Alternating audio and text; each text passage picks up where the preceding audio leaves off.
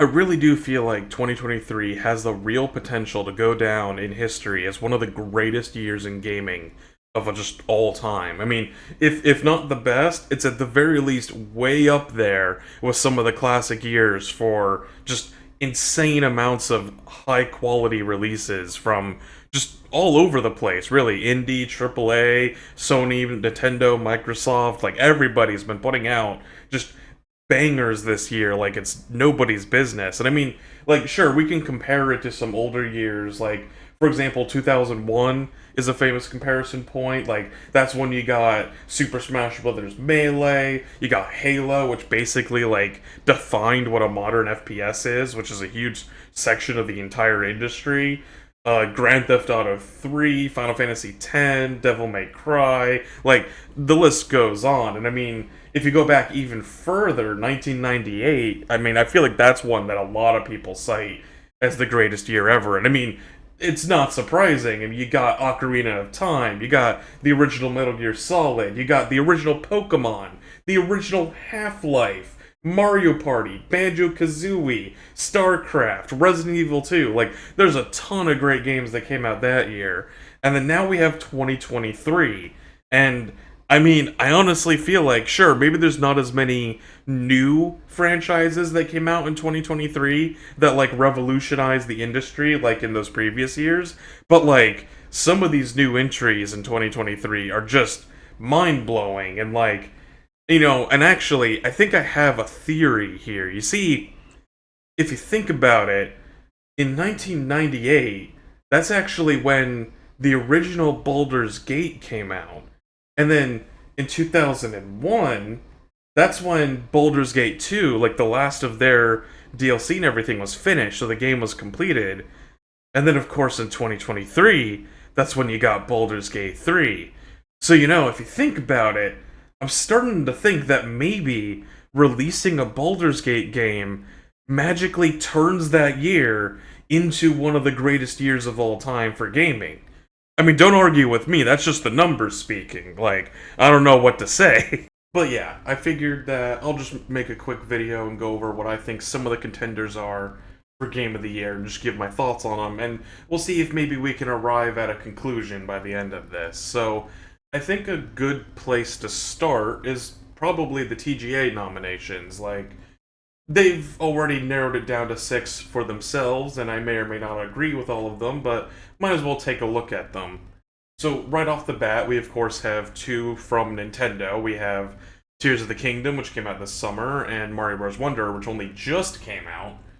And, I mean, these are both amazing games. Like, Tears of the Kingdom, I feel, needs no introduction. Like, they basically took Breath of the Wild, which many people already considered an incredibly revolutionary game, and then made that game look like a tech demo in comparison to what you can do in Tears of the Kingdom. Like, the sheer ability to just express yourself through gameplay and how the contraptions work and how you can basically solve almost any puzzle in like a million different ways, and it's just, there's so many great things about Tears of the Kingdom that, like, right off the bat, I know we only just started, but I am not shocked if, tons of people have this picked for their frontrunner for Game of the Year. Mario Bros. Wonder, I mean, I feel like it's rare to think of a 2D platformer of all things to be Game of the Year. Not to put down 2D platformers, but rather, like, Mario Wonder really kind of shines in how insane it is, in spite of its relatively simple genre. Like, I think 2D platformers have this stigma about them that they're one of the simpler genres, that, there's usually not too much going on with them, and even, like, the most complex 2D platformers are usually relatively straightforward at the end of the day. And it's one of the easiest types of games for indies to develop. So you tend to see a lot of, like, independent 2D platformers that are relatively simple and straightforward. It's a very common first game for a lot of people. So it is really fun to see Nintendo really put the full might of their AAA industry ability behind this genre to really just take it above and beyond. Like, not only is there a ton of levels and you can play as like all these different characters, and the animation quality is great and everything.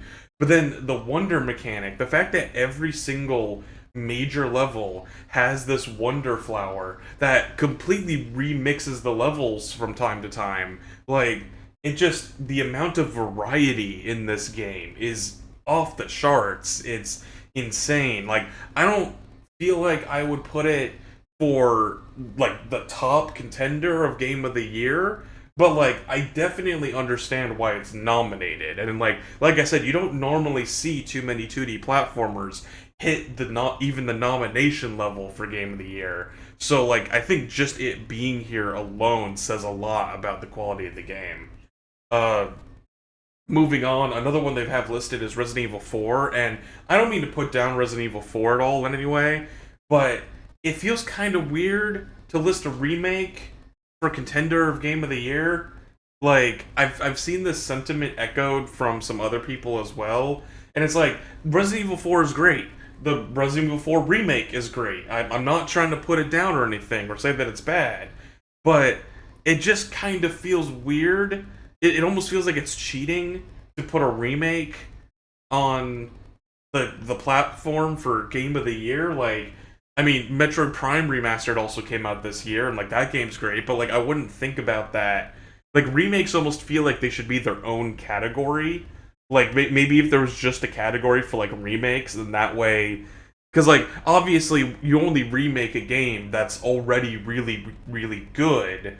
So like taking a game that's already good from years past and then just updating the graphics, adding more content and features, like that almost feels like the easy street to game of the year contention in a way. You know, it almost feels like cheating.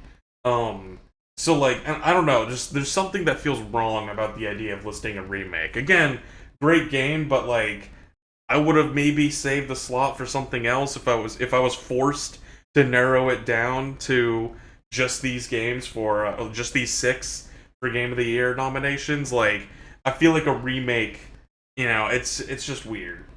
So yeah. Anyways, moving on. Spider-Man 2.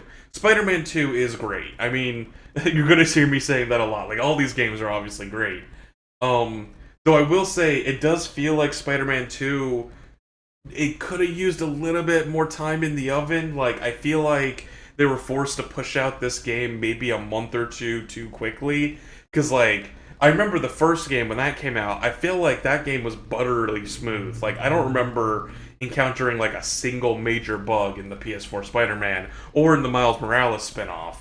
So to have Spider-Man 2 come out and like it's still great. It's got, you know, a fun story. It's got fun gameplay. I feel like they improved the web swinging even more, and I already went into a whole video talking about why that's important. So feel free to check that out.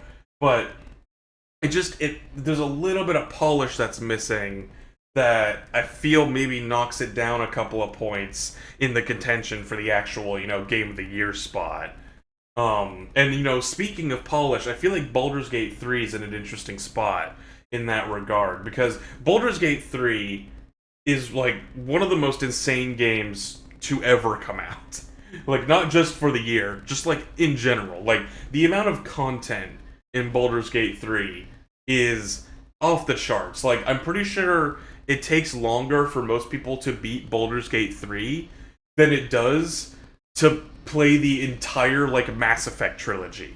Like, the Baldur's Gate 3 is an entire trilogy of games in one. You could easily split that game's acts into their own games, like add like a final boss to Act 1 and then just like Act 1 is its own game, Act 2, Act 3, like it's insane. But some of that size does come with the downside that it is a little bit less polished. There are a fair number of noticeable bugs that were out on release. However, I will say, I feel like Larian does deserve some credit for just how quickly they've acted on so many of those bugs.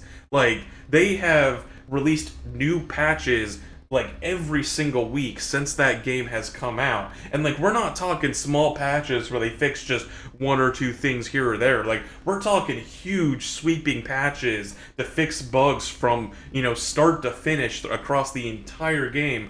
And then on top of that, they also put out new content, like how they added like an entire new variation on some of the characters' endings. They've added various features that people requested, like the ability to store player characters in like a wardrobe so that they would be able to take them out when they're not available in co-op, and like the ability to respec your character's appearances and things like that. Like they came out the gate swinging with new patches and updates and everything. So like I feel like even though Boulders Gate 3 might be the buggiest game that is on this nomination list, I almost feel like Larian has made up for that with its post-launch support.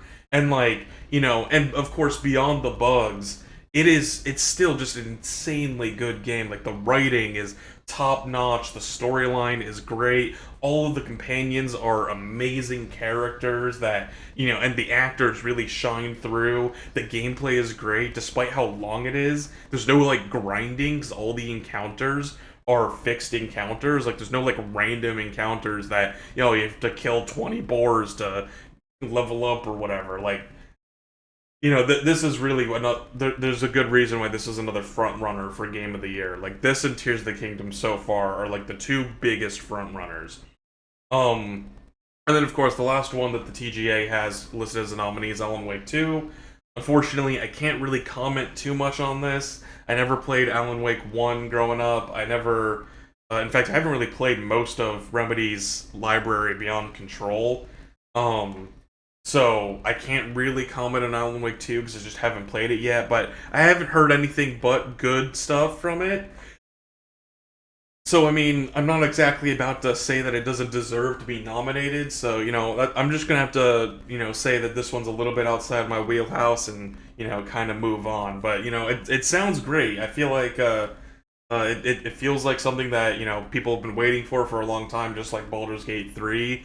And everything that I've seen of it so far looks pretty good. So hopefully, eventually, I can get around to playing it myself, and maybe I can have a more informed opinion on it. But that is the end of the TGA nominees. But like, that's the thing. This year has had so many great games. There's still more that I feel like deserve to have been nominated beyond just these six. Like the first one that comes to mind right off the bat is HiFi Rush. Like, this is a game that came out in January with no marketing, just shadow dropped out of nowhere, and like immediately won the hearts of so many people like myself. And I feel like it's almost gonna get snubbed a little bit just due to things like recency bias and the fact that like it came out so early in the year. And it's not like a AAA game, but it's also not an indie game. It's in that awkward middle spot where it's like a AA title.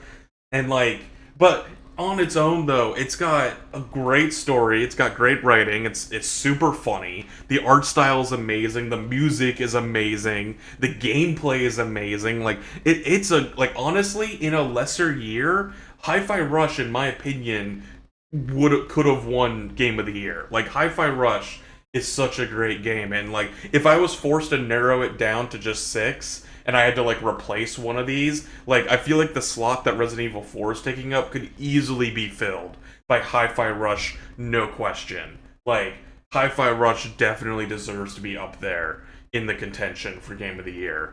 Other than that, another one that I'm surprised to not see listed is Armored Core 6.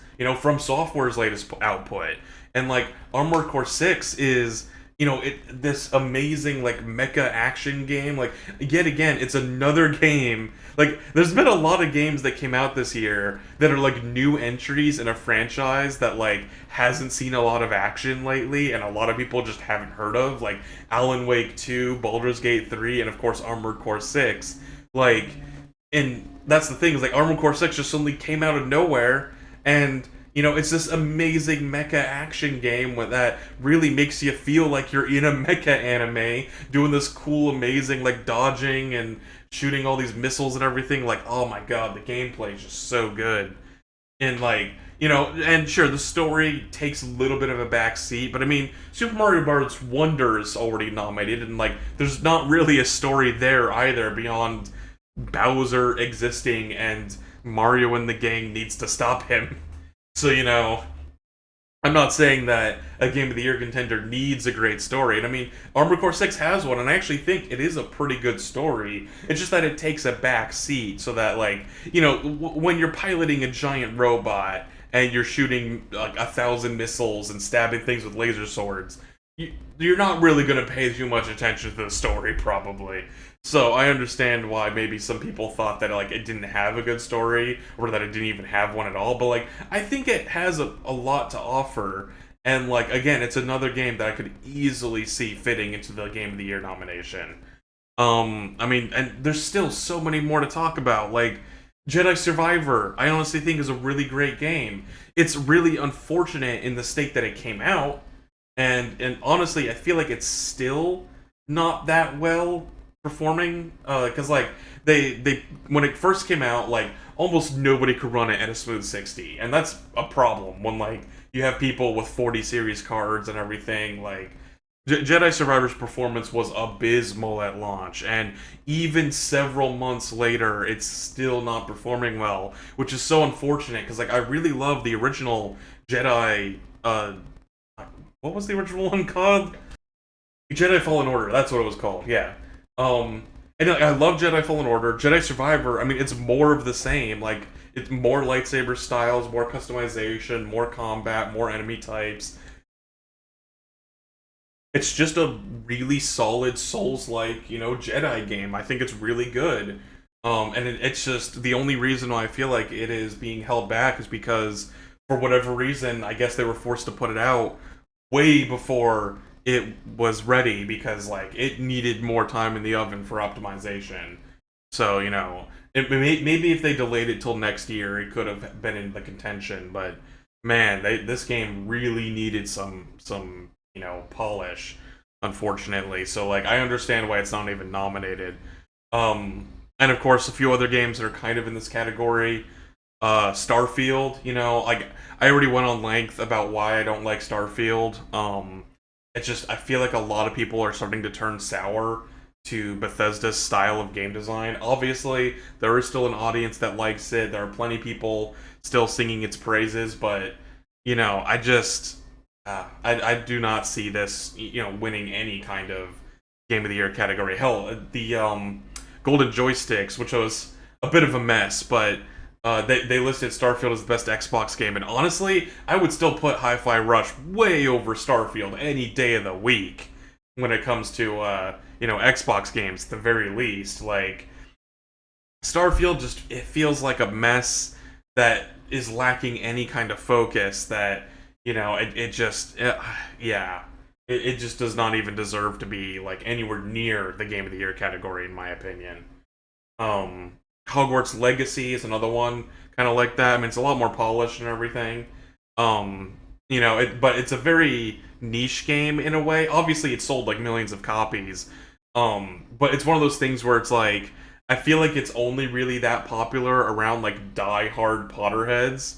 And like I grew up with Harry Potter, and obviously I've soured on it for obvious reasons over recent years. But the game, like looking at the game, it doesn't really seem that deep or complex. And like when we're in a year as stacked as this, like I could see maybe in a more normal year, maybe it could get a nomination just for sheer brand power and it being a very polished, big scale game. But like in a year as jam packed as this, there's no way that it even comes close to Game of the Year contention. Um, I mean, what else? What else? We've got so many games that came out this year. Jeez.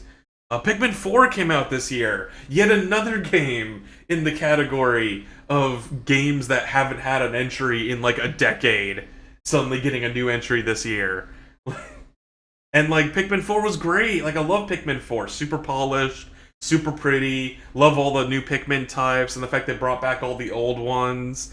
It's super charming. Like it's not the hardest game in the world, but it's got that Nintendo charm to it.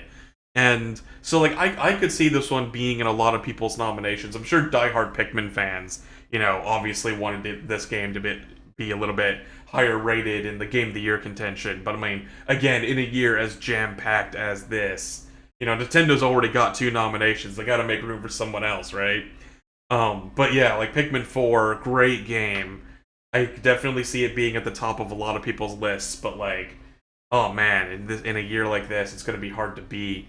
Hell, Street Fighter 6 almost I feel like deserves a mention at least. I'm not even a huge fighting game guy. I already made a video talking about why I feel like Street Fighter 6 is such a great game, and like, it's got really great characters, an awesome art style, rollback netcode, which is just so important to fighting games these days. That like anybody that doesn't have that is just that has got to become the new industry standard. And like it, not to mention the whole story mode, and like yeah, it's got the story mode. I'm not about to say that it compares at all to like Zelda or Boulders Gate or anything like that, but like the point of the story mode isn't about the writing or even like the story. It's that it acts as a tutorial to actually help onboard new fighting game players, which is something that the genre has been lacking severely for basically ever. And like the fact that we're now finally getting this kinds of fighting games where we have this whole campaign to help onboard new players on top of a very robust online ecosystem with like rankings that vary depending on what character you're playing and everything, like I could honestly see this being mentioned by a lot of people, especially fighting game diehards, for the contention for Game of the Year. And obviously, like even with fighting game diehards, like fighting games as a whole are still a very niche genre. So I understand why it's not even listed in most people's top 5 or top 10, but I definitely feel like it deserves that honorable mention. But yeah, I mean, there's still probably tons of other games that I haven't even thought of for this discussion so far. Like, everything so far has basically been off the top of my head, and there's still games that I've forgotten almost certainly. But like, on top of all of these, major releases that I've been talking about, like, there's still all the great indie games that have come out this year. Like, we've got a ton of them. And like, Pizza Tower alone almost feels like it's worthy of contention. Like again, I talking about earlier about how 2D platformers are often seen as this like overly simplistic genre that where it's just easy for an indie studio to pump out a really simple 2D platformer. And what's really impressive about Pizza Tower is that it is still this indie game, but there's been so much effort, especially in the artwork, to really like not make it look good explicitly, but to make it look deranged in the best way possible, if that makes any sense. Like the hand drawn animation, like I can't even imagine how many frames they animated for just the main character alone, let alone all of the enemies and other characters and everything. Like Pizza Tower is just insane, and you still got other games like Dredge and Viewfinder, Dave the Diver. I mean, there's been some minor controversy about Dave the Diver that I've seen where some people are talking about how it's not technically an indie game, so like, should it even be in contention? But if you want to be, super technical about it, technically speaking, Boulders Gate 3 is self-published, which makes it an indie game. And I don't think anybody's about to try and compare Baldur's Gate 3 to games like Viewfinder and Pizza Tower. So, the definition of indie is a little bit more fluid than, I think some people are willing to admit. But yeah, I mean, man, just trying to pick one. So going back to our main top contenders for like Game of the Year, right? Um, like So I think the two biggest front runners that most people are gonna pick are between Tears of the Kingdom and Baldur's Gate 3. Like I think those are the biggest two standouts. In a year of amazing standout games, those two games are the ones that like rise above even the rest, I think.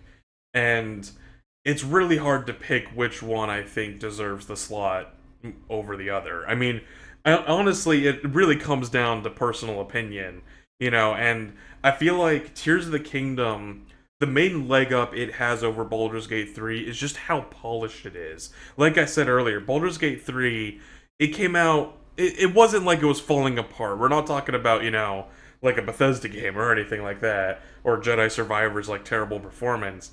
I feel like Baldur's Gate 3, for the most part, ran really well, and for how insanely huge it is, the amount of bugs in it were actually relatively minor, with very few examples of like game-breaking bugs, and even then, usually a save and a reload would fix most of them.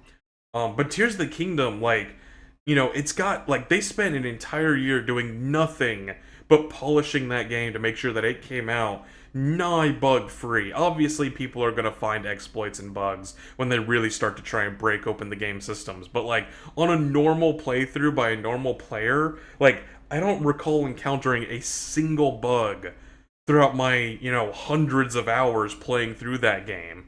So like on a pure polish level, I can definitely see Zelda taking the cake. Like, it's the complete package. It's got a good story, like amazing gameplay. It evolves from its predecessor by an insane amount.